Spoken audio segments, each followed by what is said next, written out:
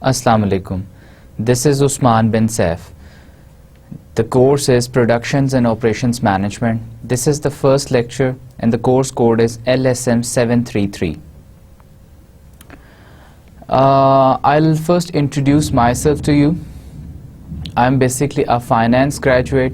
I did my MSc in Accounting and Finance from University of Exeter, UK. Before doing my MSc, I did an MBA in Finance from Zabist, Islamabad. And before an MBA, I did a Certified Financial Consultancy course from Institute of Financial Consultants of Canada.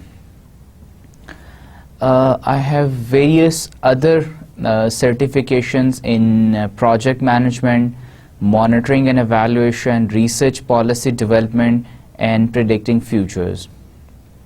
I had been writing and publishing research in finance as well.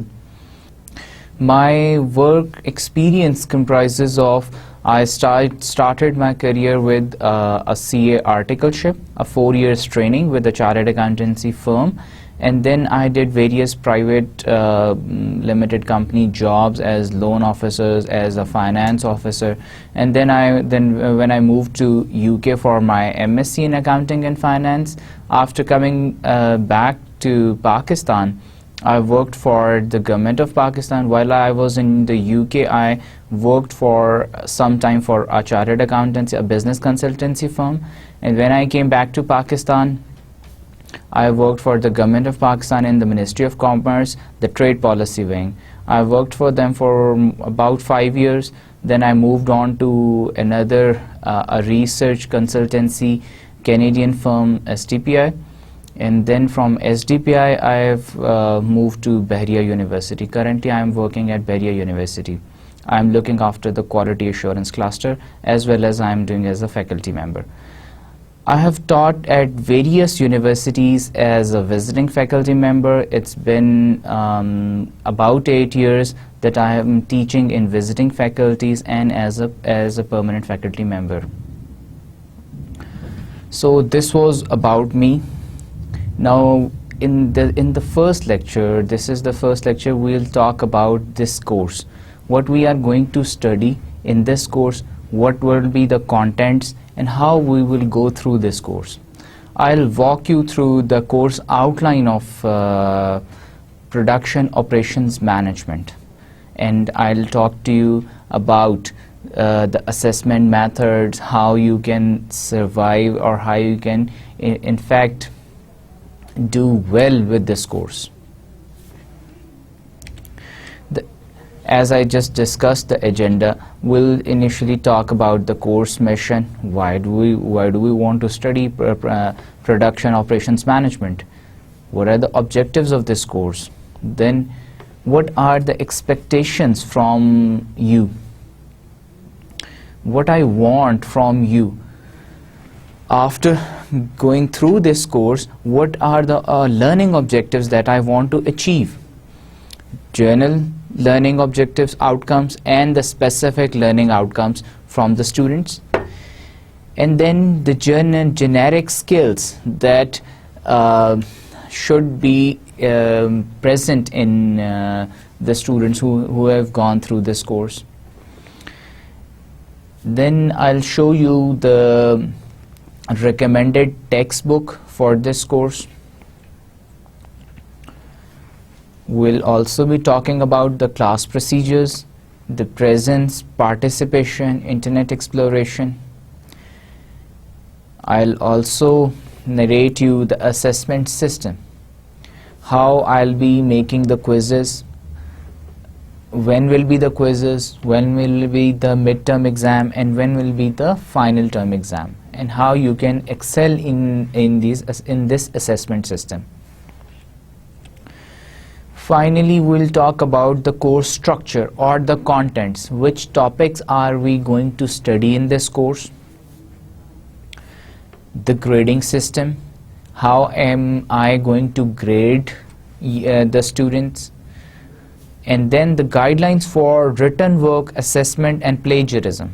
Since this is a very hot debate going on in the universities about plagiarism and the guidelines of written work. So I thought it should be mandatory to put something into the course outline so that you can have an idea what you can do and what you cannot do while going through your assessments, while writing your assignments and quizzes and the final exam and the midterm exam. So this was the agenda for this session. Now let's start the session. Course mission. The Production Operations Management course prepares students for leadership positions in the production and service industries. When we say course mission, what do we mean by course mission? Generally, if somebody asks you, why do you want to study this course, Productions Operations Management? या अगर कोई कहता है कि ये course किस लिए पढ़ाया जाता है, आप किसको टारगेट करना चाहते हैं, या मिशन क्या है आपका इस कोर्स का, तो generally very specifically this course will prepare you to become a leader in the production and service industry. This course will tell you how to excel into the production industry and the service industry. We will later define what is production, what is service. Subject overview. Topics include the role of operations. In this course we will be studying about the role of operations. Operations क्या होते हैं, कैसे होते हैं, finance operations क्या होते हैं, production operations क्या होते हैं, अकाउंटिंग ऑपरेशंस क्या होते हैं, ह्यूमन रिसोर्स ऑपरेशंस क्या होते हैं, जितने भी फंक्शनल हायरार्कीज हैं किसी भी ऑर्गेनाइजेशन की, उन सबको हम डिस्कस करेंगे. The link between strategy and operations.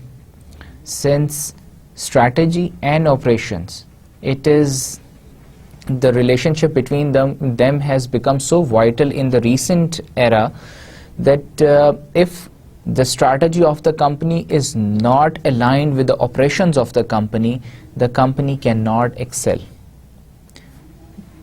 Competition बढ़ गया है बहुत, ग्लोबली कंपटीशन बहुत ज़्यादा बढ़ गया है, बहुत सारी कंपनीज आ गई.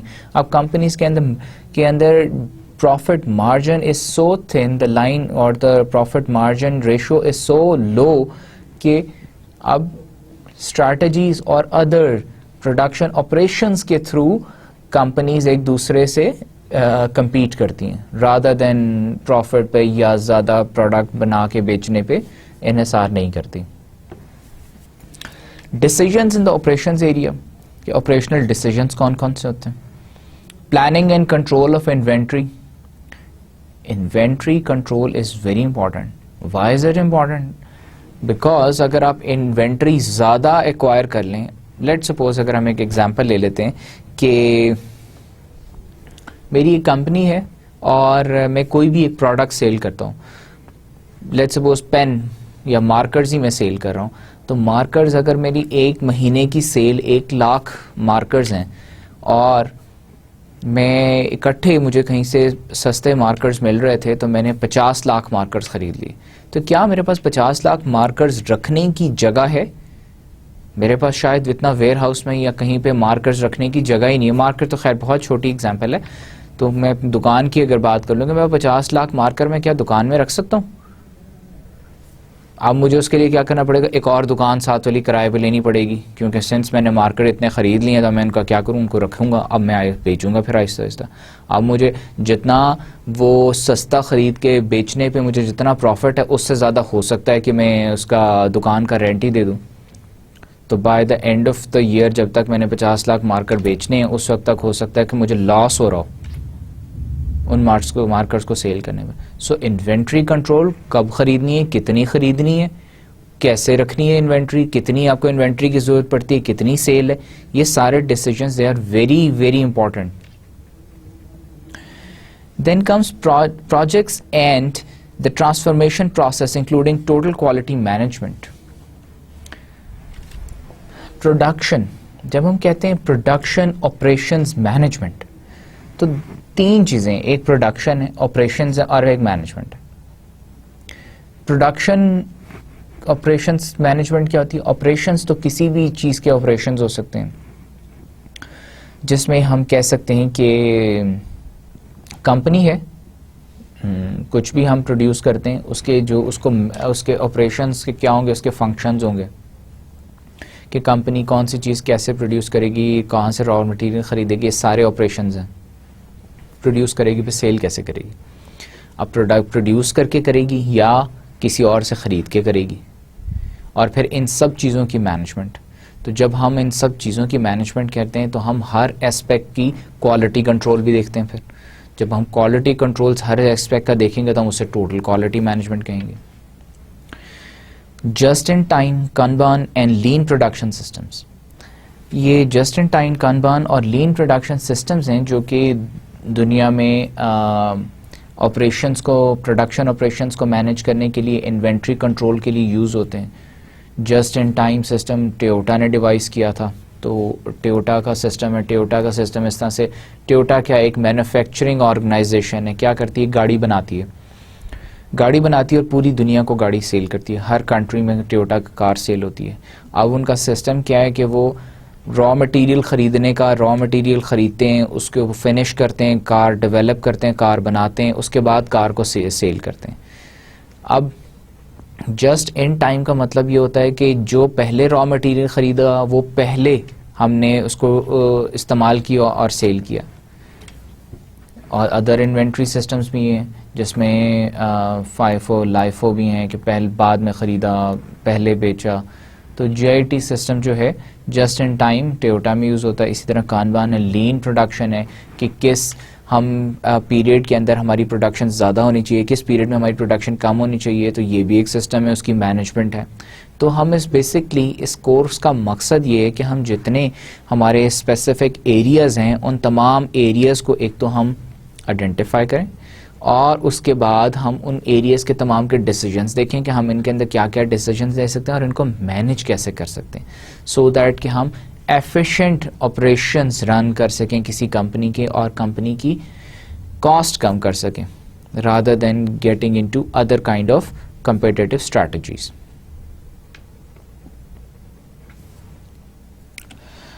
Students will understand the principles and practice of factors which influence the capacity to compete effectively in manufacturing and service operations. जैसे कि मैंने अभी एक्सप्लेन किया कि स्टूडेंट्स आप लोग ये जान सकेंगे, अंडरस्टैंड कर सकेंगे कि कौन से ऐसे प्रिंसिपल्स हैं, कौन से फैक्टर्स हैं जिन पे हम डिसीजन लेते हैं, जिनका ख्याल रखना पड़ता है, किन कैरेक्टरिस्टिक्स को पूरा करना पड़ता है, सो दैट कि हम इफेक्टिवली मैन्युफैक्चरिंग और सर्विस ऑपरेशंस को रन कर सकें. Now coming to the course objective. पहले हमने बात की मिशन, हमें क्यों कोर्स पढ़ना चाहते हैं. सब्जेक्ट का हमने ओवरव्यू देखा कि सब्जेक्ट हमें एक्चुअली बताता कि स्टूडेंट्स क्या इससे जान सकेंगे.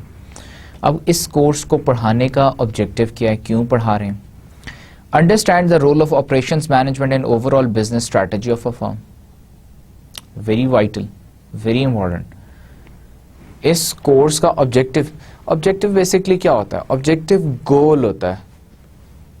फुटबॉल खेल रहा हूँ, फुटबॉल के अंदर हम क्या ऑब्जेक्टिव क्या होता है कि दूसरी टीम के खिलाफ गोल करना है. जो नेट है उसके अंदर बॉल फेंकनी, ये गोल है. ऑर्गेनाइजेशन का ऑब्जेक्टिव क्या है, ये ऑर्गेनाइजेशन का गोल क्या है कि जी उसने अपने प्रॉफिट मैक्सिमाइजेशन है, उसके शेयर होल्डर्स जो हैं, शेयर होल्डर्स का प्रॉफिट मैक्सिमाइज होना चाहिए.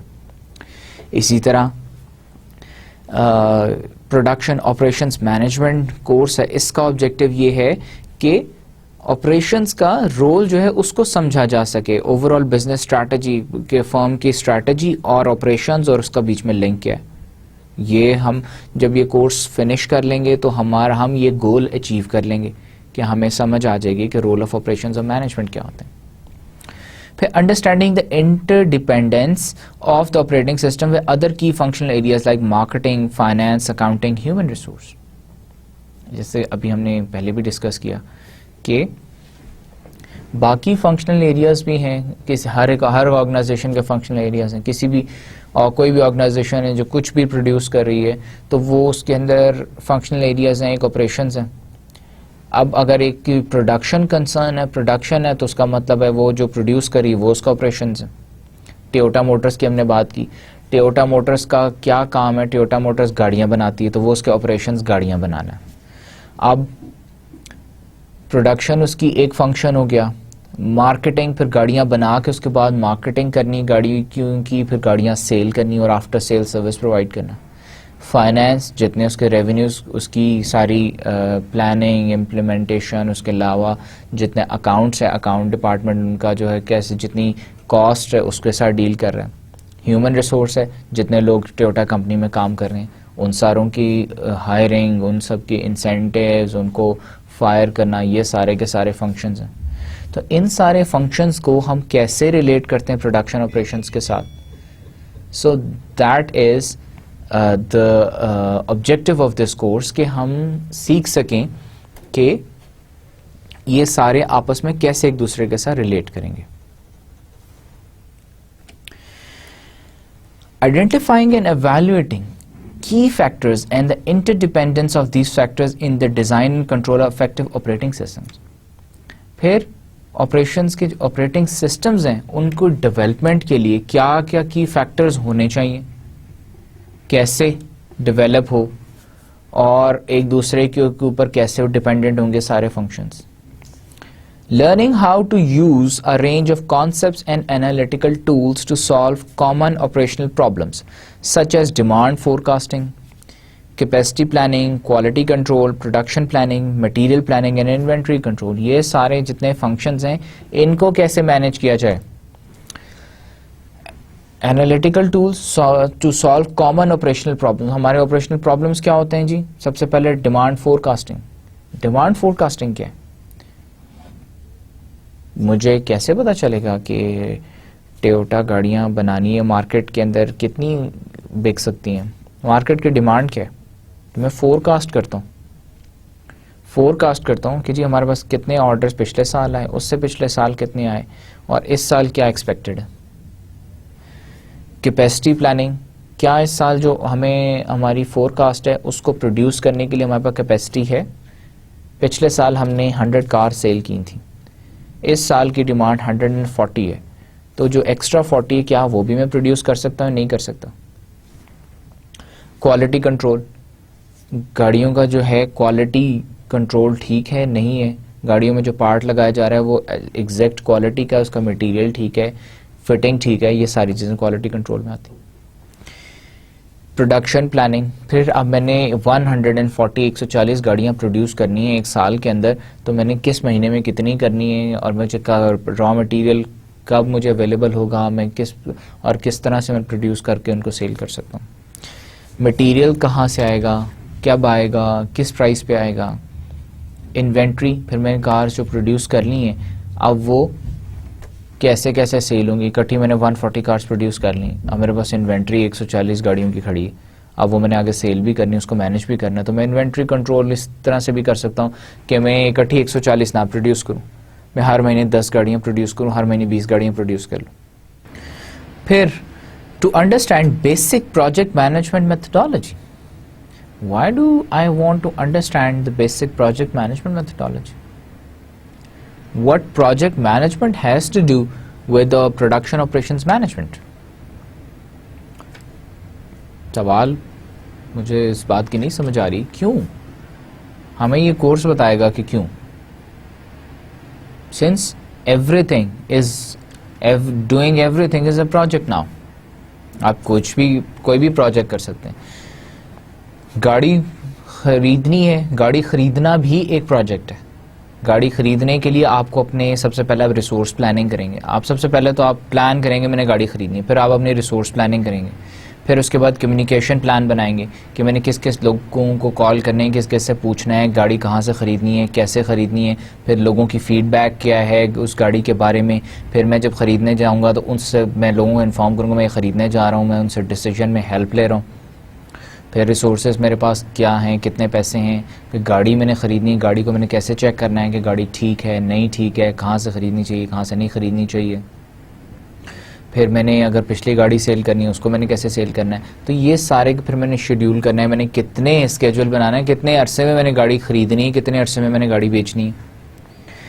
सो और इसी तरह प्रोडक्शन में भी इसी तरह, प्रोडक्शन आपने 140 यूनिट्स प्रोड्यूस करने, तो 140 यूनिट्स आपने कितने अरसे में प्रोड्यूस करने, कैसे प्रोड्यूस करने, कौन सा यूनिट पहले प्रोड्यूस होगा, कौन सा यूनिट बाद प्रोड्यूस होंगे, ये सारी की सारी चीज़ें आपकी project management. So production operations management and project management, they are very closely interlinked. Every task is done on project management approach. Project management theory पे हम बेस करके उसे प्लान करते हैं. Now expected student learnings outcome. एक अभी तो हमने objectives की बात की कि मैं चाहता हूँ कि जी हमारा जब ये कोर्स ख़त्म हो, हम पढ़ चुके हों, इस कोर्स को गो थ्रू कर चुके हों, तो ये गोल अचीव होने चाहिए कि स्टूडेंट्स ये सारी चीज़ें अंडरस्टैंड कर चुके हों. नाउ मेरी आपसे एक्सपेक्टेशंस क्या हैं? कुछ मेरी आपसे जनरल एक्सपेक्टेशंस हैं, कुछ मेरी आपसे स्पेसिफिक कोर्स की एक्सपेक्टेशंस. सो जनरल लर्निंग आउटकम्स, और इन एक्सपेक्टेशंस को हम मेजर करते हैं इन टर्म्स ऑफ लर्निंग आउटकम्स, कि आपने क्या सीखा और कितना सीखा. तो मैं चाहता हूं कि आप ये चीज़ें सीख लें, जनरल चीज़ें कुछ सीख लें, कुछ स्पेसिफिक चीज़ें सीख लें जो कि इस कोर्स में सबसे इम्पॉर्टेंट है. पहला तो ये कि जी upon completion of this course production operations management, students will be able to explain the major concepts in the functional areas of accounting, marketing, finance and management. एक तो मैं ये चाहता हूँ कि आप जब हम इस कोर्स को कंप्लीट कर चुके हों तो जितने हमारे फंक्शनल एरियाज़ हैं उसके तमाम मेजर कॉन्सेप्ट्स आपको आते हों. आपको पता हो कि फाइनेंस के अंदर क्या क्या मेजर कॉन्सेप्ट्स हैं, प्रोडक्शन में कौन कौन से कॉन्सेप्ट्स यूज़ होते हैं, सेल्स किसे कहते हैं, टारगेटेड वॉल्यूम किसे कहते हैं, ब्रेक इवन किसे कहते हैं, ये सारी चीज़ें आपको पता होनी चाहिए. फिर evaluate the legal, social and economic environments of the business, कि आप इस काबिल हों कि आप किसी भी अगर कंपनी के ऑपरेशंस को आप एनालाइज करें तो आप उसके सोशल बेनिफिट्स, उसके इकोनॉमिक बेनिफिट्स, उसकी एनवायरनमेंट और उसके लीगैलिटीज़ जो हैं, जितने लीगल इश्यूज़ हैं, उन सबको समझ सकें और उनको सॉल्व कर सकें और या उसका एनालिसिस कर सकें, डिसीजन ले सकें, बता सकें कि ये ठीक ऑपरेशन मैनेजमेंट जो है एफिशिएंट है या नहीं एफिशिएंट है. तो अगर नहीं एफिशिएंट है तो क्या प्रॉब्लम्स हैं. Describe the global environment of the business. अगर आपसे पूछा जाए global environment of any of the business तो आप उसको बता सकें कि ग्लोबली प्रोडक्शन ऑपरेशन मैनेजमेंट कैसे कंडक्ट की जाती है, किसी भी ऑपरेशंस फंक्शंस को कैसे जो है मैनेज किया जाता है. Describe and explain the ethical obligations and responsibilities of the business. हम इस कोर्स के अंदर एक एथिक्स के ऊपर भी हम एक चैप्टर पढ़ेंगे कि एथिकल ऑब्लिगेशन क्या होती है. फाइनेंस में आपने कॉन्सेप्ट पढ़ा होगा लायबिलिटीज. लायबिलिटीज़ को हम डिफाइन करते हैं कि जी ऑब्लिगेशंस हैं. ऑब्लिगेशंस क्या होती हैं? ऑब्लिगेशन होती है जो मेरे लिए ज़रूरी है कि मैंने पे ऑफ करनी है या मैंने चीज़ पूरी करनी है, ऑब्लिगेटरी. जैसे अभी मैंने लायबिलिटीज़ की बात की. लायबिलिटीज़ क्या होती हैं? अब मैंने मेरा बिजनेस है, मैंने एक अपने दोस्त से लोन ले लिया. लोन मेरे लिए लायबिलिटी है एंड एन ऑब्लिगेशन. मेरे लिए ज़रूरी है कि मैंने जिससे लोन लिया मैंने उसके पैसे वापस देने. जितने अरसे के 6 महीने के लिए लोन लिया तो मैंने 6 महीने बाद से पैसे वापस करने. इसी तरह एथिकल ऑब्लिगेशंस कि एथिकली कौन कौन सी चीज़ें पूरी करनी चाहिए, क्या क्या कंपनी के लिए, बिजनेस के लिए ज़रूरी है कि वो करे. Apply decision support tools to the business decision making. अब डिसीजन सपोर्ट टूल्स हैं, हम देखेंगे भी काफ़ी सारे इसमें हम पढ़ेंगे, जिसमें पर्ट एनालिसिस है, सर्न है. ये सारे के सारे हमें अपने बिजनेस में किसी भी एनवायरनमेंट में ही हमें अप्लाई भी करने आनी चाहिए. एक चीज़ और थोड़ी सी मैं यहाँ एक्सप्लेन कर दूँ कि इन जो हमारे लेक्चर्स हैं, फर्स्ट लेक्चर तो it is completely based upon how we are going through this lecture, through this course. हम इस कोर्स को कैसे पढ़ेंगे, कौन कौन से टॉपिक्स पढ़ेंगे, मेरी एक्सपेक्टेशंस क्या हैं और मैं किन चीज़ों को पूरा करने की कोशिश करूँगा, असेसमेंट मेथड्स और ये सारे. Plus this course will be focused on the case study approach. Case study approach का मतलब ये कि मैं हर 3 लेक्चर्स के बाद, हर 3 लेक्चर्स का मतलब है कि मैं 3 टॉपिक्स या 3 चैप्टर्स जब हम कवर कर लेंगे तो फिर हम एक लेक्चर जो 4th लेक्चर होगा या 5th लेक्चर जो होगा वो that will be only based on case studies. उसमें हम चैप्टर 1 की केस स्टडीज़ करेंगे, चैप्टर 2 की केस स्टडीज़ करेंगे, चैप्टर 3 की केस स्टडीज़ करेंगे. केस स्टडीज़ क्या होंगी कि रियल केस एग्जाम्पल्स कंपनीज़ की मैं लेके आऊँगा, ऑर्गेनाइजेशंस की अराउंड द वर्ल्ड जहाँ पे कि ये सारी चीज़ें इम्प्लीमेंट हुई या उनके इश्यूज़ के उनको उन्होंने कैसे सॉल्व किया. तो हम केस स्टडी, और आपसे इस वजह से मैं ये से एक्सप्लेन कर रहा हूँ क्योंकि आप mid term exam, final term exam में भी हम paper will be based on the case study approach as well. उसमें क्वेश्चंस भी होंगे और केस स्टडीज़ भी होंगी. सो केस स्टडी, मेरा पर्सनली ये ख्याल है कि केस स्टडी अप्रोच जो है this is more advantageous in terms of understanding. आपको एग्जाम्पल के थ्रू देख के, कंपनी के बारे में पढ़ के, प्रोफाइल जान के आप अच्छी तरह से उस चैप्टर को समझ सकेंगे. Then construct and present effective oral and written forms of professional communication. Construct and present effective oral and written forms of professional communication. Professionally, how do companies communicate? This is important. Why?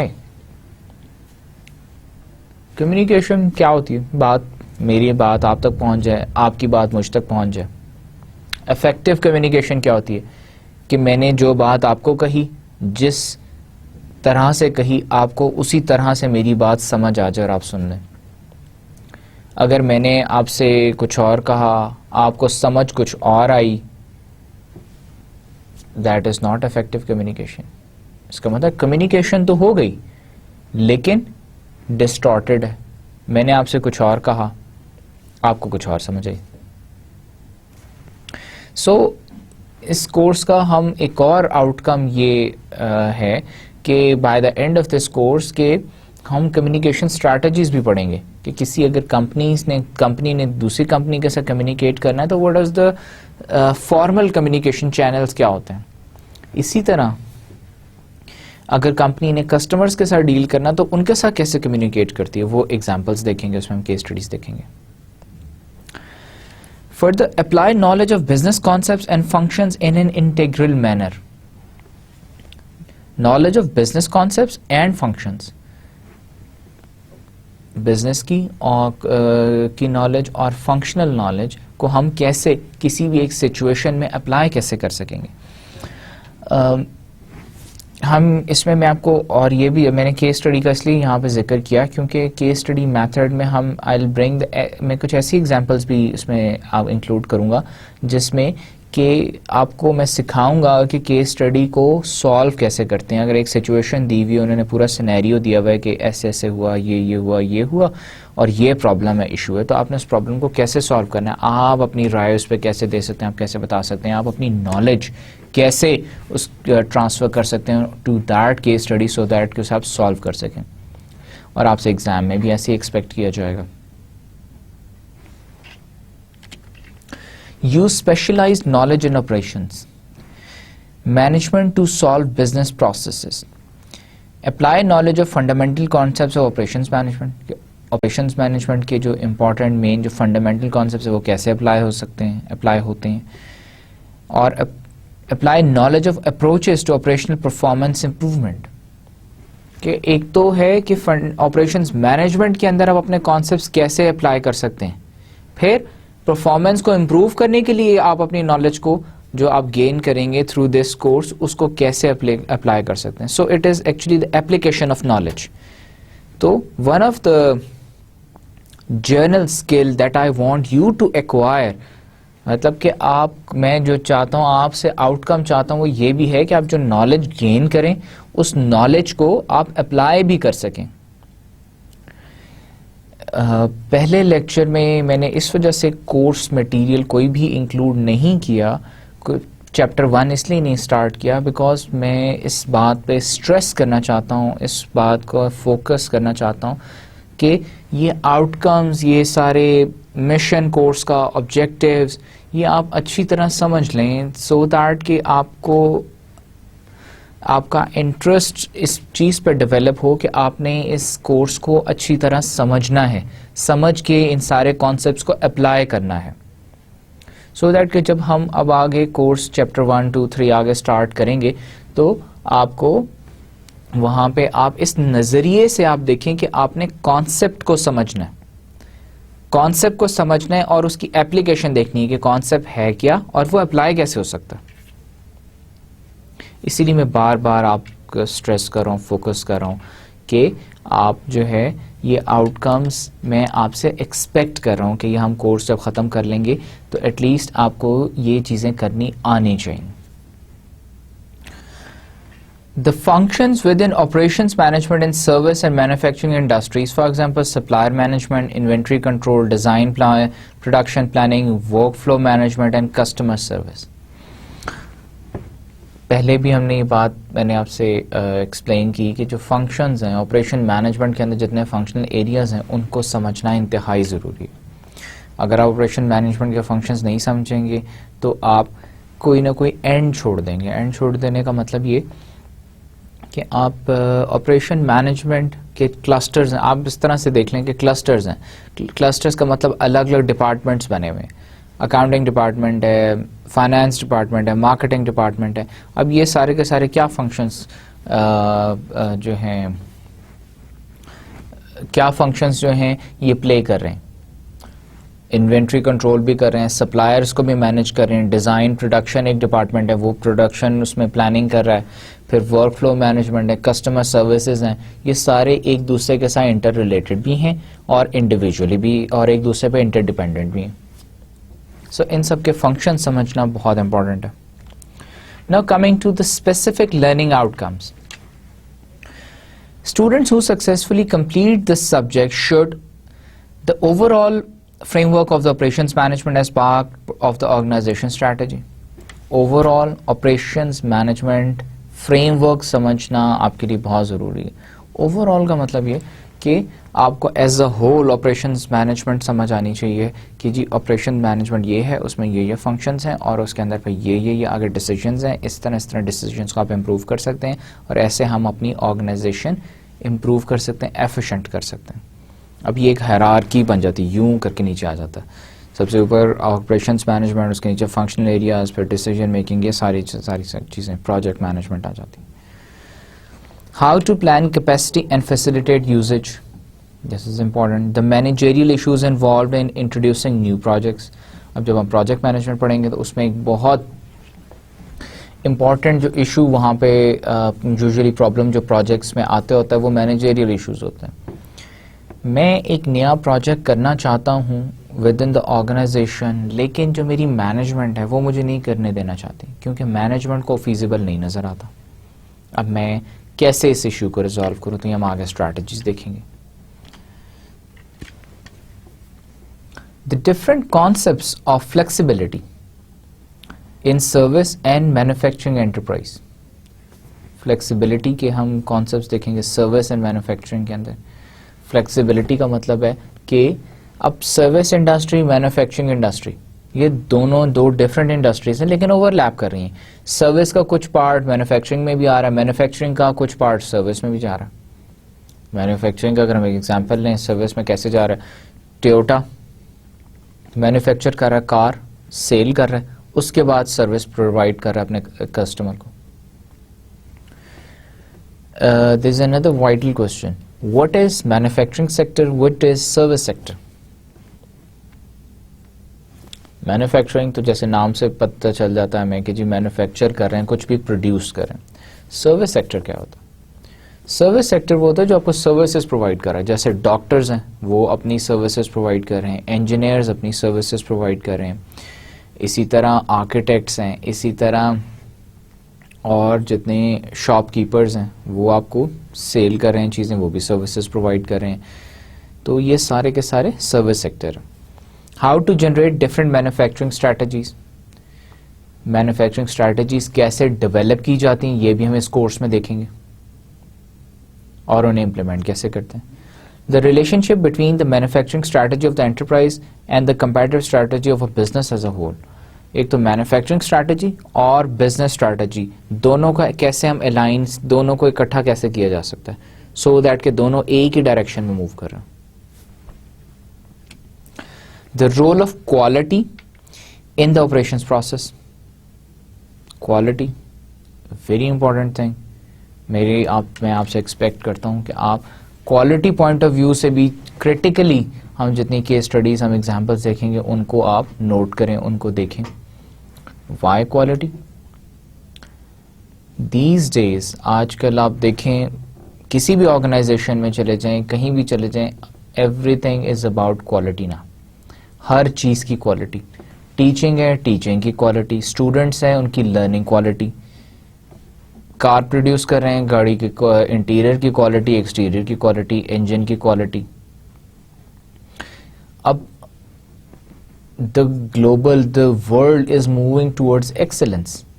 आप accurate होना चाहते हैं, हर कोई accurate. अब कोई भी एक manufacturer car produce कर रहा है या लेट्स सपोज टेलीफोन इंडस्ट्री है वो नया मोबाइल फ़ोन बना रही है। अब वो मोबाइल फ़ोन इतना अच्छी क्वालिटी का है, इतना उसके फंक्शंस अच्छे बनाना चाहते हैं कि नियर एक्यूरेसी। वॉइस क्वालिटी है तो जी वॉइस क्वालिटी 100% होनी चाहिए मोबाइल फ़ोन के अंदर, उसको देखने में वो खूबसूरत होना चाहिए, अनब्रेकेबल होना चाहिए, ये सारे फीचर्स हैं। तो ये सारे के सारे क्वालिटी को डिफाइन करते हैं। Implications for management of the difference between the various methods of organizing manufacturing, for example, batch production, jobbing, continuous production, large project manufacturing. Management को अगर हम डिवाइड करें, मैनेजमेंट कई तरह की होती है और प्रोजेक्ट टू प्रोजेक्ट भी डिपेंड करता है। अब अगर हमने प्रोडक्शन करनी है, प्रोडक्शन सिंगल प्रोडक्शन भी हो सकती है। अब जैसे हमने टोयोटा की बात की, 140 गाड़ियाँ पूरे साल की अगर डिमांड है तो इकट्ठी 140 आप प्रोड्यूस करके रखना या बैजेस में प्रोड्यूस करना है। अब इसके अंदर डिफरेंट वेरिएंट्स है, एक एक्सएल है, जीएलआई, ऑल्टिस है। कोरोला आपने एक बैच में प्रोड्यूस कर ली, ऑल्टिस एक बैच में प्रोड्यूस कर ली। इसी तरह आपके अंदर कंटिन्यूस प्रोडक्शन है कि आपकी कंटिन्यूसली डेली की एक गाड़ी प्रोड्यूस होती है, पूरे 365 डेज आप गाड़ियाँ प्रोड्यूस करते रहते हैं, हफ्ते में 2 गाड़ियाँ प्रोड्यूस कर रहे हैं, 3 कर रहे हैं। इसमें लार्ज प्रोडक्ट मैन्युफैक्चरिंग है तो उसके लिए डिफरेंट सिस्टम्स हैं।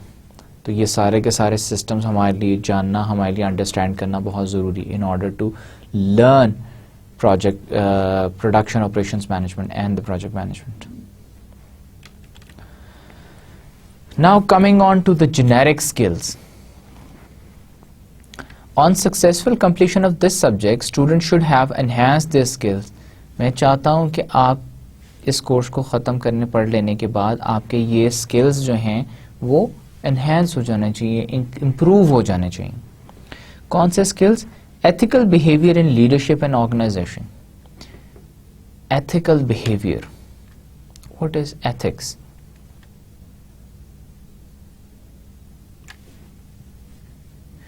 Ethics क्या होते हैं? हम ethical के भी हमने पहले भी 1-2 दफ़ा बात की। Ethics, ethical, etiquettes, ये सारी क्या चीज़ें? Ethics basically अखलाकियात को कहते हैं। अखलाकियात क्या होती हैं? अखलाकियात ये होती है कि आप एक दूसरे से मिलजुल के रहते हैं, तमीज़ से बात करते हैं, अच्छी तरह से मिलते हैं एक दूसरे को। बिजनेस एथिक्स क्या होगी? बिजनेस एथिक्स ये होगी कि किसी भी बिजनेस की एथिक्स क्या होगी कि वो दूसरे बिजनेस को हर्ट ना करे, तबाह ना करे, ख़राब ना करे। और क्या हो सकती हैं एथिक्स? लीडरशिप में कि आपकी जो टीम मेंबर्स हैं वो एक दूसरे को जो हैं एक दूसरे की शिकायतें ना लगाएं, एक दूसरे को तंग ना करें, एक दूसरे को डेफिनेटली क्रिटिकली इवैल्यूएट करें, लेकिन फॉल्स र्यूमर्स उनके खिलाफ ना फैलाएं। तो मेरा जो मकसद है वो इस कोर्स से वो ये भी है कि आप जब ये कोर्स कंप्लीट कर लें तो आप प्रोडक्शन ऑपरेशंस मैनेजमेंट को जब देखें, आप उसको एनालाइज करें, तो आप एथिकल पॉइंट ऑफ व्यू से भी उसको ज़रूर सोचें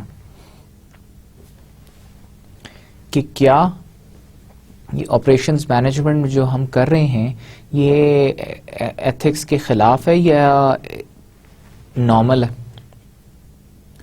ethical point of view, when you से एथिक्स, तो उसमें ये और भी चीज़ें आ जाती हैं कि जी आप जो प्रोडक्ट बना रहे हैं वो एनवायरनमेंट फ्रेंडली है क्या, उससे और लोगों को जो आसपास रहने वाले हैं, फैक्ट्री के आसपास रहने वाले केमिकल वेस्ट फेंक रहे हैं तो आसपास रहने वाले लोगों को नुकसान हो रहा है, लोग बीमार हो रहे हैं। आप क्या एनवायरनमेंट का ख्याल रख रहे हैं? सोशली आप एथिक्स में सोशल रिस्पॉन्सिबिलिटी भी आ जाती है कि आप सोशली रिस्पॉन्सिबल हैं। फिर व्हाट आई वांट इज कि आप analysis and problem solving attitude के साथ इस कोर्स को पढ़ें। हर केस स्टडी का एनालिसिस करें, उस प्रॉब्लम सॉल्व करने की कोशिश करें खुद, सो दैट कि आप एक दो दफ़ा कोशिश करके देखेंगे कि जी मैं एक केस स्टडी में आपको यहाँ पे सॉल्व कराऊंगा तो उसके बाद आपको होमवर्क में भी केस स्टडीज दूंगा, असाइनमेंट्स में भी दूंगा, तो आप नेक्स्ट टाइम एक कोई भी केस उठाएंगे तो आप अगर इन लाइंस पे सोचना शुरू करें कि ये केस है, इसमें एथिकल पॉइंट ऑफ व्यू से इसका क्या एनालिसिस है, production operation point of view से क्या इसका एनालिसिस है, इसमें क्या प्रॉब्लम इश्यूज क्या हैं, उनको सॉल्व कैसे करना है। तो 2-4 दफ़ा आपको जब प्रैक्टिस हो जाएगी तो नेक्स्ट टाइम आप जो भी केस देखेंगे उन सारे केस में, हर केस के अंदर आपको ये सारे पहलू, ये सारे के सारे फैक्टर्स खुद ही नज़र आना शुरू हो जाएंगे। इसका मतलब है कि फिर आप में ये स्किल जनरेट हो जाएगी कि आप स्किलफुल हो जाएंगे, कि आप एथिकल पॉइंट ऑफ व्यू से भी देखने का में आप इम्प्रूव कर जाएंगे, माहिर हो जाएंगे, एनालिटिकल भी और प्रॉब्लम सॉल्विंग भी। Then capacity for intellectual curiosity, creativity, independent thought, कि रादर देन कि आप किसी जो अब केस स्टडी में आपको किसी और ने अपना पॉइंट ऑफ व्यू दिया हुआ, आपने उस पॉइंट ऑफ व्यू को अगर क्रिटिकली एवेल्युएट नहीं किया और उसी से आप इम्प्रेस हो गए तो फिर आप you are not thinking independently. आपने तो बेसिकली उसी की जो थिंकिंग थी केस स्टडी की, उसी को फर्दर आप आगे एक्सप्लोर कर रहे हैं, रादर देन के आप क्या करें कि आप उसको क्रिटिकली देखें कि वो सही कहती है या नहीं सही कहती, या कुछ और यहाँ पे सिचुएशन में होना चाहिए। Communication of key ideas and theories within the discipline areas. Ideas और थ्योरीज को आप आपस में भी एक दूसरे के साथ डिस्कस करें, कम्युनिकेट करें एक दूसरे को, सो दैट कि आपकी थिंकिंग और किसी दूसरे स्टूडेंट की थिंकिंग आपस में, जब एक दूसरे से आप कम्युनिकेट करते हैं तो कुछ क्रिटिकल पॉइंट्स आप डेवलप कर लेते हैं, कुछ क्रिटिकल पॉइंट्स उनके होते हैं, तो आपस में बैठ के आप डिस्कस कर सकते हैं। Capacity for effective team work and collaboration, production operations management, this course goes with the team work. Team work का मतलब ये कि आपको एक दूसरे के साथ मिल के केस सॉल्व करने का, एक दूसरे के साथ, कंपनीज ऐसे ही होता है, ऑपरेशंस टीम जो होती है वो सारी मिल के कोई ना कोई जॉब कर रही होती है, कोई ना कोई प्रोजेक्ट सॉल्व कर रही होती है, तो ये भी आपको मिल के टीम वर्क में भी काम आना चाहिए। Information retrieval and application in relation to practical problems, अब कि आपने कोई भी केस सिनेरियो है, कोई भी आपने प्रॉब्लम है, उसको किस तरह से जज करना है, कैसे इंफॉर्मेशन रिट्रीव करनी है, उसमें से इंफॉर्मेशन निकालनी कैसे, और फिर उसको सॉल्व कैसे करना, तो ये स्किल्स आपको आप में डेवलप हो जाने चाहिए इस कोर्स के ख़त्म होने तक। Now coming to recommended reading text book, operations management by J Heizer and berry render 10th addition. हम इस बुक को फॉलो करेंगे। This is a very good book, इसमें बहुत अच्छी केस स्टडीज़ हैं, इसमें वीडियो लिंक्स भी दिए हुए हैं, आप वो वीडियोस भी इंटरनेट पे जाके देख सकते हैं, केस स्टडीज़ देख सकते हैं। और इसमें ये जो बुक यहाँ पे दिखाई हुई है ये इंटरनेशनल एडिशन है। इस बुक का आप पेपर बैक एडिशन भी ख़रीद सकते हैं जो कि बहुत सस्ता मार्केट में, यहाँ पे पाकिस्तानी मार्केट में अवेलेबल है। So this will be the first recommended textbook. The second one is Modern Production Operations Management by Elwood S. Buffa and Rakesh K. Sarin, 8th edition, published by John Wiley and Sons. This is again a very good book. This I will use this book as a reference book. हम पहली वाली book को follow करेंगे, जो second वाली book है उसको सिर्फ रेफरेंस के लिए, कुछ केसेस के अंदर, कुछ चीज़ों के अंदर, एक्सरसाइजेज में हम सेकेंड बुक से भी मदद लेंगे, सेकेंड बुक को भी कंसिडर करेंगे, लेकिन हम जनरली पहली बुक को ही फॉलो करेंगे. और ये बुक भी जो है मार्केट में इजीली अवेलेबल है. Class procedure. सिंस आप लोग वीडियो लेक्चर्स रिकॉर्डिंग्स देख रहे हैं और ट्रेडिशनल काइंड ऑफ क्लासरूम नहीं है, लेकिन फिर भी presence is mandatory. Presence is mandatory का मतलब है कि students are required to see at least 95% of the total lectures. कि आप कम से कम 95% लेक्चर्स ज़रूर आप सारे के सारे गो थ्रू करें, लेक्चर्स ज़रूर देखें. This will help them to achieve good grade and better understanding of the course.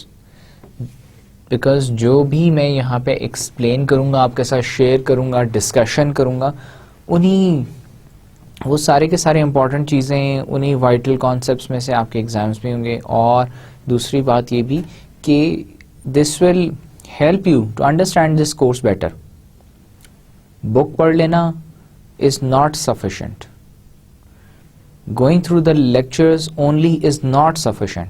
दोनों चीजें आपने साथ साथ लेके चलनी. Participation. Students are highly expected to think ideas, thoughts, experiences, and arguments while going through the lectures. Although overviews of key points and issues are provided, it is required that students comprehend the materials in detail, raise thinking and ideas. हम कैमरे के through एक दूसरे से interact नहीं कर सकते. मैंने जितने इसमें कोर्स के की इश्यूज हैं, ग्लॉसरीज हैं, ये सारी चीज़ें आपको प्रोवाइड करूँगा. इसके अलावा आपको फ्रीक्वेंटली आस्क्ड क्वेश्चंस भी प्रोवाइड करूँगा, इम्पॉर्टेंट क्वेश्चंस भी प्रोवाइड करूँगा कि जो यूजुअली इस कोर्स के अंदर बच्चे, स्टूडेंट्स पूछते हैं. बट हैविंग सेड सो, जैसे कि मैंने कहा कि हम कैमरे के थ्रू इंटरेक्ट नहीं कर सकते, लेकिन मैं आपसे ये एक्सपेक्ट करता हूँ पार्टिसिपेशन. कैसे एक्सपेक्ट करता हूँ कि आप जब ये लेक्चर देख रहे हैं, वीडियो रिकॉर्डिंग देख रहे हैं, तो आप आइडियाज़ सोच सकते हैं, आपके जहन में आइडियाज़ आने चाहिए, और उन आइडियाज़ को आप लिख के हम आप ईमेल मुझे कर सकते हैं, ईमेल के थ्रू मुझसे जवाब पूछ सकते हैं. अदर देन दैट आप अपने अदर स्टूडेंट्स के साथ, अपने फ्रेंड्स के साथ मिलकर डिस्कस कर सकते हैं. Internet exploration.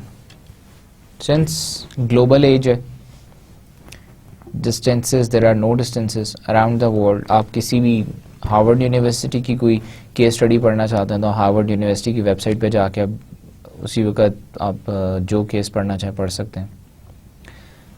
Digital libraries available है हमारे पास. हर यूनिवर्सिटी की अपनी वेबसाइट है, हर कंपनी की अपनी वेबसाइट है. So the world has actually become very small. Students are encouraged to harness the advancement of information and communication technology and exploring knowledge and opportunities. मेरा ये बताने का मकसद ये है कि आप सिर्फ बुक पे, सिर्फ ये लेक्चर्स पे रिलाय करने के बजाय आप और एक्सप्लोर करें. इतने अच्छे softwares, there are so many softwares available. आप इंटरनेट के ऊपर सर्च करके देखें, सॉफ्टवेयर्स अवेलेबल हैं जो कि ऑपरेशंस, प्रोडक्शंस, मैनेजमेंट के लिए यूज़ होते हैं. गेम्स हैं जो हम यहाँ पे केस स्टडीज़ पढ़ेंगे, उस तरह की गेम्स लोगों ने डेवलप की हुई इंटरनेट पे गेम्स हैं. आपने प्रोजेक्ट मैनेजमेंट की, आपको बड़ी सारी गेम्स मिल जाएंगी कि आपने एक गेम, आपको प्रोजेक्ट दे देंगे, एक गेम बना देंगे, आपने गेम को उस तरह अचीव करना है तो आपका प्रोजेक्ट कंप्लीट हो जाएगा. Remember that in current circumstances, a clever person is not he, she who can answer all questions. Rather, it is he, she who knows where to find answers. आजकल जो situation है वो ये है कि हम हर सवाल का जवाब याद नहीं रख सकते, लेकिन हम हर सवाल को ढूंढने का तरीका हम मास्टर कर सकते हैं. सो इंटरनेट पे, गूगल स्कॉलर पे आप ज़रूर सर्च करें प्रोडक्शन ऑपरेशंस मैनेजमेंट को. आपको बहुत सारी रिसोर्सेज मिल जाएंगी, उसके ऊपर आपको जो है और इस तरह की चीज़ें आप एंजॉय करेंगे और आपको समझ भी ज़्यादा आएगी, पढ़ेंगे भी आप. Now coming to the assessment system. Quizzes होंगे, 10% क्विजेज होंगे, 4 क्विजेज होंगे total. Assignments 10% assignments, there will be 2 assignments. Graded discussions हैं, 5% वेटेज है ग्रेडेड डिस्कशंस की. मिड टर्म एग्जाम है 25% का और फाइनल एग्जाम है 50% का. There will be quiz test after every 5th lecture. 4 होंगे क्विज टेस्ट होंगे, हर 5वें लेक्चर के बाद एक क्विज टेस्ट होगा. Mid term exam 15th lecture के बाद मिड टर्म एग्जाम होगा और 32nd लेक्चर के बाद फाइनल एग्जाम होगा. Now coming to the important thing, that is the course structure, contents. हम इस कोर्स में कौन कौन से टॉपिक्स पढ़ेंगे और सब टॉपिक्स क्या होंगे उसके ऊपर जस्ट एक ओवरव्यू हम उसको देख लेते हैं. The course content is outlined around specific themes, issues and historical backgrounds which students must know, understand and relate them in order to understand need of production operations management. In all, topics are grouped and discussed around 32 lectures. Total lectures 32 हैं, which for the purpose of convenience may be placed under 4 major sections. और 4 sections मैंने इसके बना दिए हैं. 4 sections हैं, हर section में 6-7 chapters हैं और 32 total lectures होंगे. Section 1 is about Introduction to Production Operations Management. It is, हम इसमें सारे वाइटल कॉन्सेप्ट जितने अभी हमने पहले भी बातें की हैं सारी की सारी इसमें हम इंट्रोडक्शन में कवर करेंगे. चैप्टर 1 इज और introduction to production operations management. उसमें हम देखेंगे कि what is production operations management, होती क्या है. Organizing to produce goods and services, कैसे ऑर्गेनाइज करते हैं हम. प्रोडक्शन ऑपरेशंस मैनेजमेंट पढ़ते ही क्यों हैं.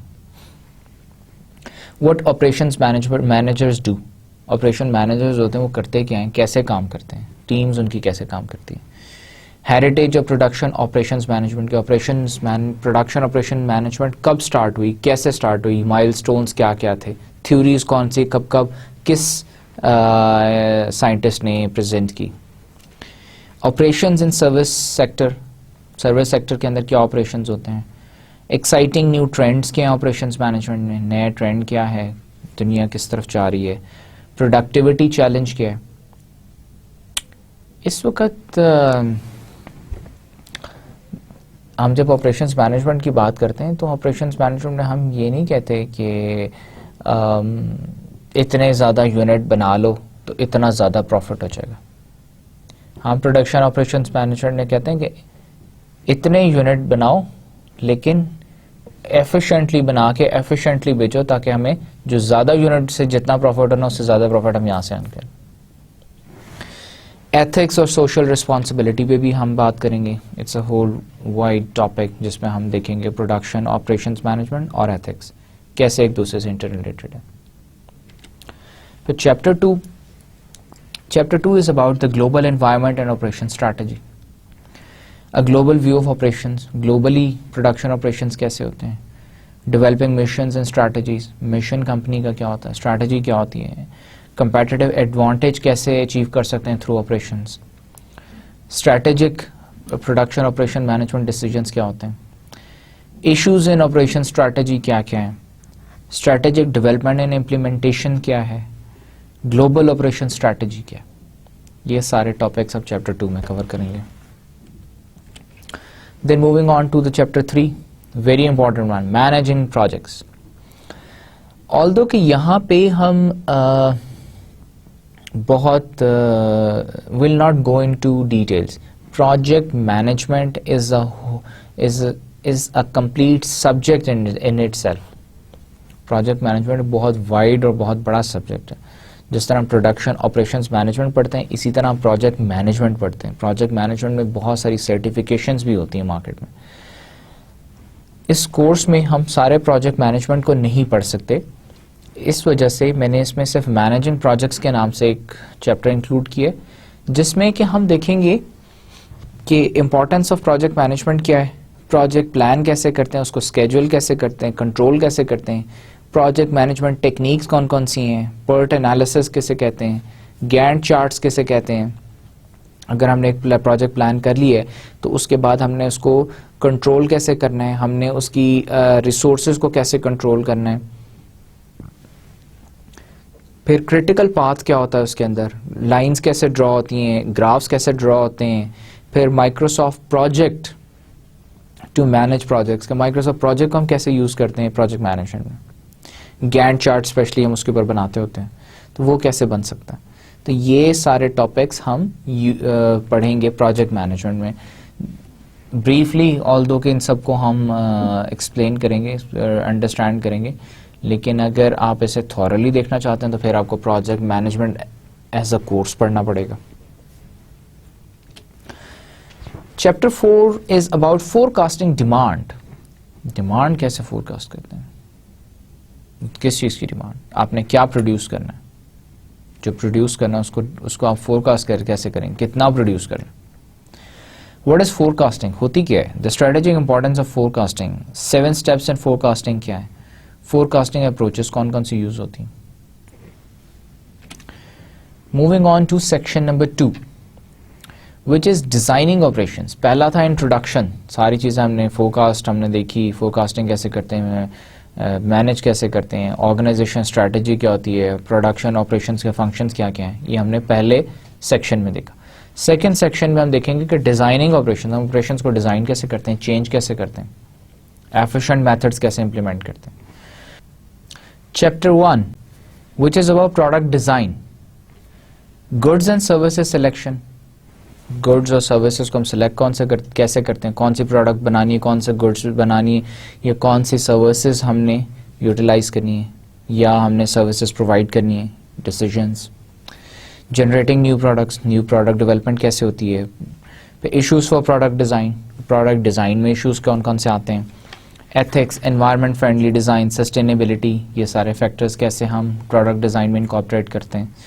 Time based competition, since everything is tagged with time, time जैसे जैसे गुजरता जा रहा है, नई कंपनीज आ रही हैं, नए प्रोडक्ट्स आ रहे हैं, तो हमने टाइम कंपटीशन को भी मीट करना है। डिफाइनिंग अ प्रोडक्ट, प्रोडक्ट को डिफाइन कैसे करते हैं। डॉक्यूमेंट्स ऑफ प्रोडक्शन, प्रोडक्शन के लिए कौन कौन से डॉक्यूमेंट्स होना ज़रूरी हैं, कैसे प्रिपेयर करते हैं।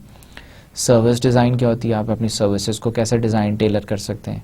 Application of decision trees to product design, decision tree approach हम कैसे यूज़ करते हैं प्रोडक्ट डिज़ाइन के लिए, कि प्रोडक्ट में हम कैसे चेंजेस लाएं। अब जैसे अगर हम क्या मार्कर है, मार्कर की निब कैसी होनी चाहिए, मोटी होनी चाहिए, पतली होनी चाहिए, उसके लिए हम डिसीजन ट्री यूज़ करते हैं कि अच्छा ये ऐसे कर लेते हैं, इसको ऐसे कर लेते हैं, निब मोटी कर लेते हैं, मोटी निब के आगे हम एक पॉइंट लगा देते हैं, उसको हम कॉपर की कर देते हैं, उसे हम अलॉय की कर लेते हैं। ये सारे डिसीजंस आप लेते हैं डिसीजन ट्रीज के through.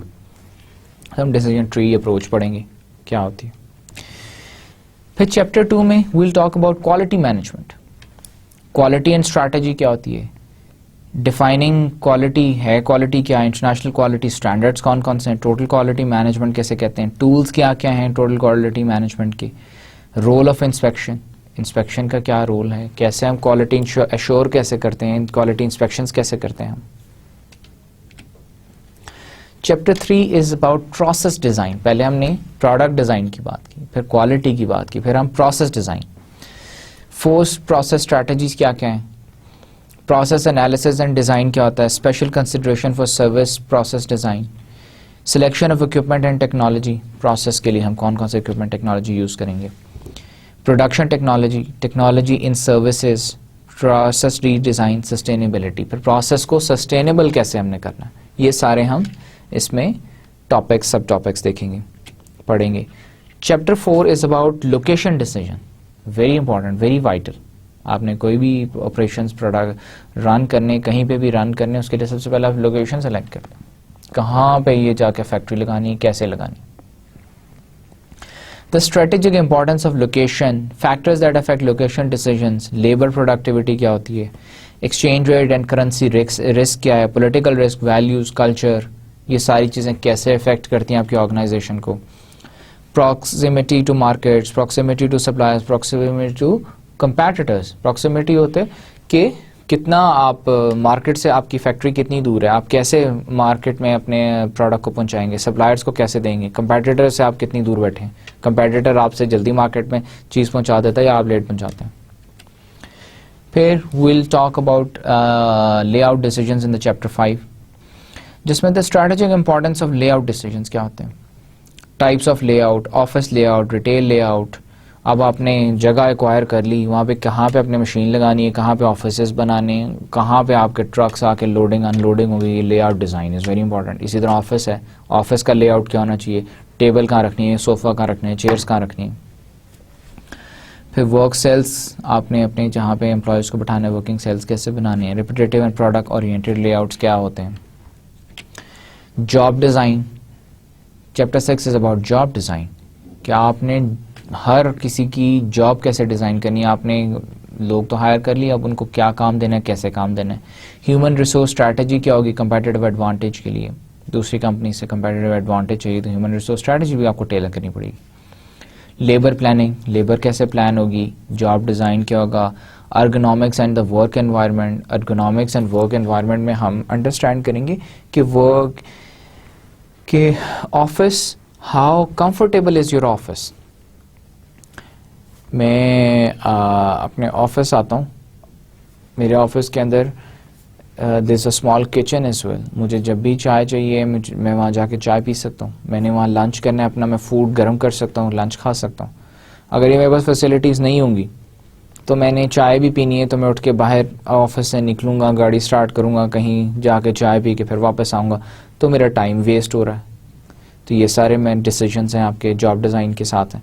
Visual work space, visual work place क्या होती है कि जी आपने घर से आप काम कर सकते हैं, आपने लैपटॉप पे काम करना है, आप you are not feeling well, आप you talk to your manager कि जी मैं घर से बैठ के आपको काम आज मैं करके दे देता हूँ, तो it is over the internet.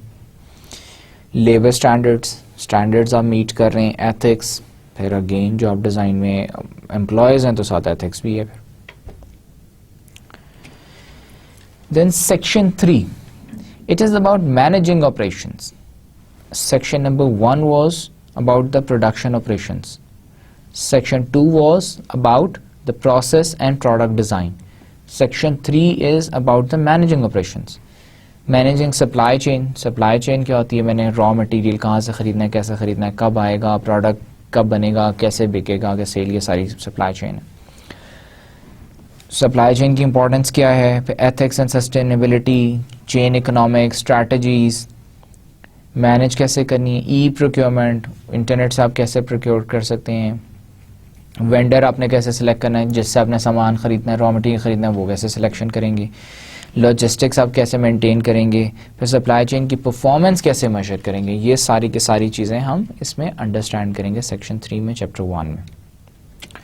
Then managing inventory, inventory is very important कि इन्वेंट्री आपने बना ली, इंपॉर्टेंस क्या है, बना ली, मैनेज कैसे करनी है, इन्वेंट्री मॉडल्स कौन कौन से हम यूज़ करेंगे, फिर probability models and safety stock models और सेफ्टी स्टॉक, ये कैसे आप मैनेज करते हैं इन चीज़ों को। फिर chapter 3 is about aggregate scheduling, the planning process, सबसे पहले आप प्लान करते हैं, फिर नेचर ऑफ एग्रीगेट प्लानिंग, कि आप फिर एग्रीगेट प्लानिंग होती है कि आप ओवरऑल प्लानिंग कैसे करते हैं अपने सारे प्रोडक्शन ऑपरेशंस के, हर फंक्शन की अलग अलग प्लानिंग की, फिर एक आप ओवरऑल प्लान भी बनाते हैं। तो मेथड्स क्या क्या यूज़ होते हैं प्लानिंग के अंदर, और यील्ड मैनेजमेंट के फिर आप ओवरऑल अपनी परफॉर्मेंस को कैसे मेजर करते हैं। Chapter 4 is about material requirement planning, demand कितनी है, इन्वेंट्री मॉडल कौन कौन सा है, फिर आपका जो मटेरियल रिक्वायरमेंट जो है प्लानिंग के लिए स्ट्रक्चर आपने क्या बनाया हुआ है, उसके लिए मैनेजमेंट कैसे करने हैं, आपने टेक्निक्स कौन कौन सी यूज़ करनी है, ये सारे के सारी मटेरियल रिक्वायरमेंट प्लानिंग में हम अंडरस्टैंड करेंगे चीज़ें। फिर just in time, lean operation, जैसे मैंने पहले भी एक्सप्लेन किया था, ये सारे टॉपिक्स हम सेक्शन 3 में दोबारा इनको इन डिटेल देखेंगे और हम देखेंगे इनकी कैलकुलेशन भी देखेंगे कि हम कैसे कैलकुलेट कर सकते हैं और इससे हमारी परफॉर्मेंस इंप्रूवमेंट कैसे हो सकती है। मेंटेनेंस एंड रिलायबिलिटी ऑपरेशंस के मेंटेन आप कैसे करेंगे अपने ऑपरेशंस को और रिलायबल कैसे होंगे ऑपरेशन, जिसमें हम आगे केस स्टडी एक जर्मन इक्विपमेंट की भी पढ़ेंगे इस चैप्टर में। तो इसमें हमने बेसिकली रिलायबिलिटी क्या होती है, मेंटेनेंस क्या होती है, टेक्निक्स क्या हैं, ये हम सारी इसमें ओवरव्यू करेंगे। Then coming to the last section which is the quantitative modules and the chapter 1 is decision modelling. सबसे पहले तो हमने इसमें डिसीजन मॉडलिंग देखनी है। डिसीजन मॉडलिंग क्या है कि डिसीजन प्रोसेस कैसे, डिसीजन कैसे लिया जाता है। डिसीजन के लिए हम डिफरेंट मॉडल्स बनाते हैं, इस मॉडल के थ्रू डिसीजन लेना है, इसके थ्रू लेना है, इसके थ्रू, तो वो डिसीजन मॉडलिंग प्रोसेस क्या है। फंडामेंटल्स क्या होता है डिसीजन लेने के लिए, क्या करेक्टरिस्टिक्स होने ज़रूरी हैं, डिसीजन टेबल्स कैसे बनाते हैं, डिसीजन ट्रीज क्या होते हैं। ट्रांसपोर्टेशन मॉडलिंग, अब transportation is a vital part. आप प्रोडक्शन कर रहे हैं, प्रोड्यूस कर रहे हैं, उसके बाद आपने कैसे उसको ट्रांसपोर्ट कैसे करना है, सप्लायर तक अपना प्रोडक्ट कैसे पहुंचाना है। आपके पास एफिशिएंट ट्रांसपोर्टेशन होगी तो आप सप्लायर को भेज सकते हैं, नहीं होगी तो डिलेज आएंगे, कभी सामान टाइम पहुंचेगा, कभी नहीं पहुंचेगा, फिर आपकी चीज़ टाइम पे बिकेगी नहीं बिकेगी, तो ये आपको प्रोडक्शन ऑपरेशंस को अफेक्ट करती हैं सारी चीज़ें। Chapter 3 is the queuing models. Waiting line models भी हम इसे कहते हैं, जिसमें क्यू क्या होती है, लाइन बनाना। कौन क्यूइंग थ्योरी क्या है कि लाइन कैसे बनेगी, डिफरेंट मॉडल्स हैं कि आप लाइन कैसे बना, स्ट्रेट लाइन भी बना सकते हैं आप, पहले 2 प्रोडक्ट्स के बाद 2 आप उसकी ब्रांचेस भी बना सकते हैं। ये डिफरेंट किस्म के मॉडल्स हैं, तो ये सारे मॉडल्स हम डिस्कस करेंगे। हम देखेंगे कि इन मॉडल्स के थ्रू हम कैसे अपनी ऑपरेशंस को एफिशिएंट कर सकते हैं। मॉडल कौन सा, अगर हम स्ट्रेट लाइन मॉडल यूज़ करें, किन सिनेरियोज में कौन कौन से मॉडल्स यूज़ होते हैं, कौन कौन सी अप्रोचेस यूज़ होती हैं। Now we are done with these topics. ये वो हमने ब्रीफली क्विकली मैंने ओवरव्यू आपको एक दिया है कि हम ये टॉपिक्स ये सेक्शंस हम इस कोर्स में पढ़ेंगे। Coming to the grading system, A grade is from, अगर आप 80 मार्क्स या 80% स्कोर करते हैं तो ए ग्रेड है, 79 तक बी ग्रेड है, 69 तक सी है, डी 59 तक है, F is less than 50 is F, F का मतलब फेल।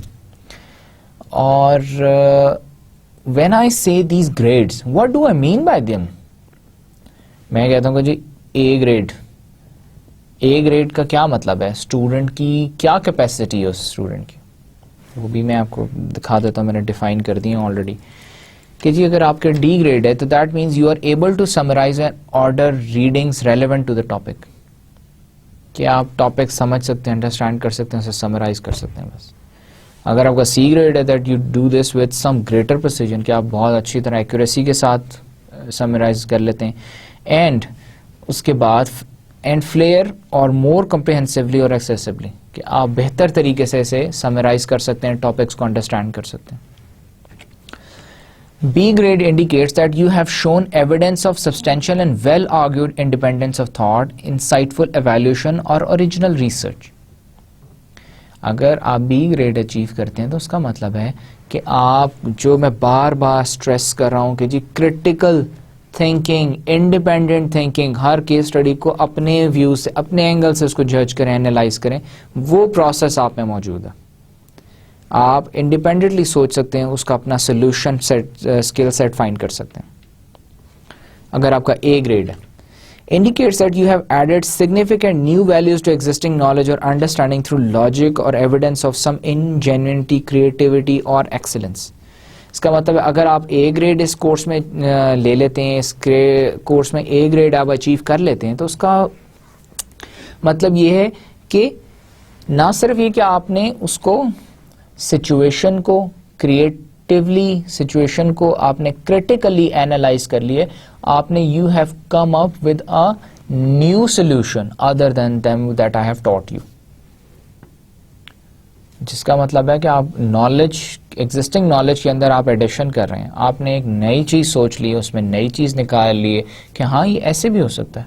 अगर ये प्रोडक्शन ऑपरेशंस मैनेजमेंट जो है, अगर ये हमारी ऑपरेशंस जो ऑप्टिमम है अगर वो 500 यूनिट्स है, तो अगर हम इसको 300 यूनिट्स के ऊपर भी ये वाली अप्रोच लगाएं तो ऐसे भी हो सकता है. So there can be various views, independent views हो सकते हैं. So best of luck and I would like you to achieve an A grade.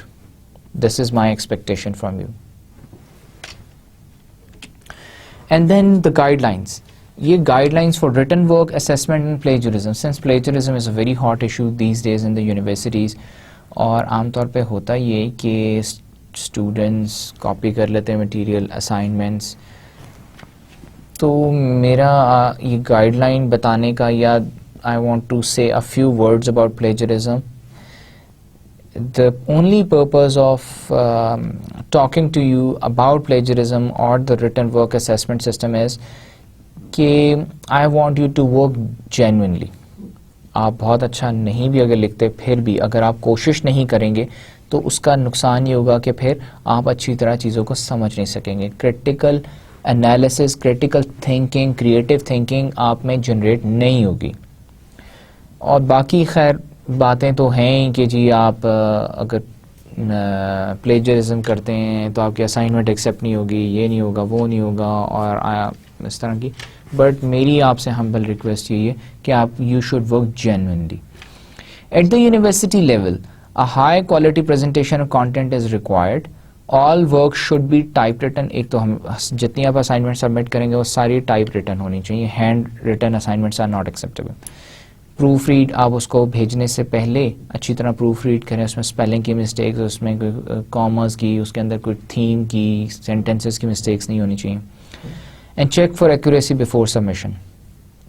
Marks will be deducted for lack of referencing.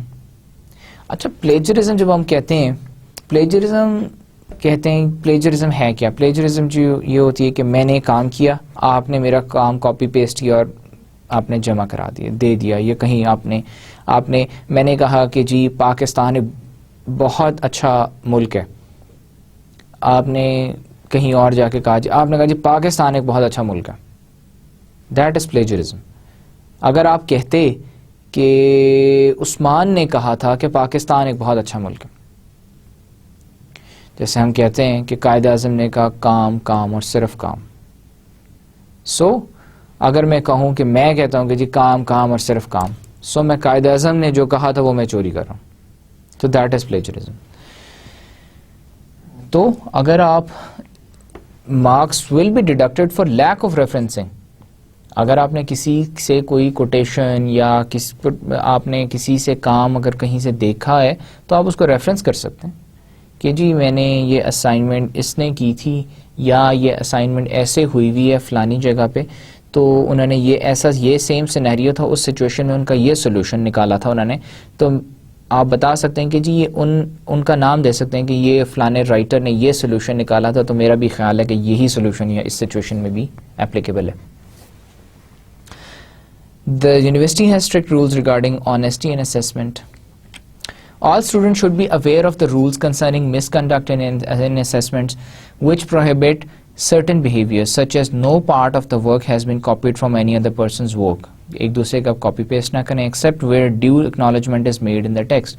कि एक्सेप्शन ये है कि आपने अगर किसी से कॉपी किया है तो आप उसमें एक्नॉलेज करें कि जी ये काम किसी और ने किया हुआ था, मैंने उसका वहाँ से देख के काम किया. No part of the work has been written by any other person except such collaboration has been authorized by the lecturer concerned. कि ऐसा भी नहीं हो सकता कि आप अपना काम किसी और से करा लें. उसके लिए आपको पहले यूनिवर्सिटी से परमिशन लेनी पड़ेगी. परमिट करती है तो फिर आप करा सकते हैं. No part of the work has been submitted for assessment in any other course in this or another part of the university except where authorized by the lecturer concerned.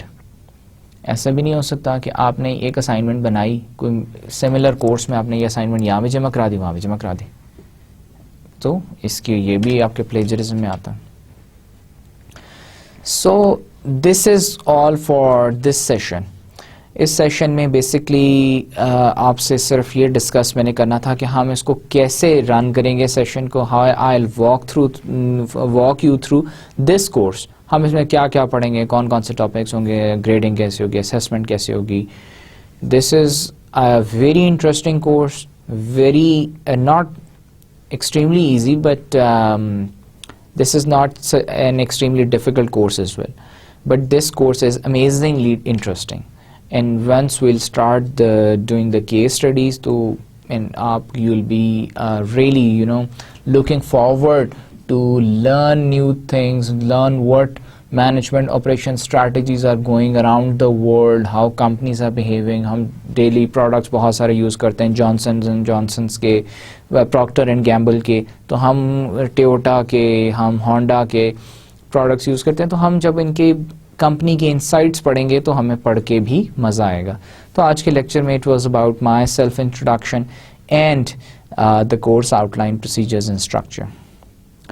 So I thank you very much for this session. Thank you.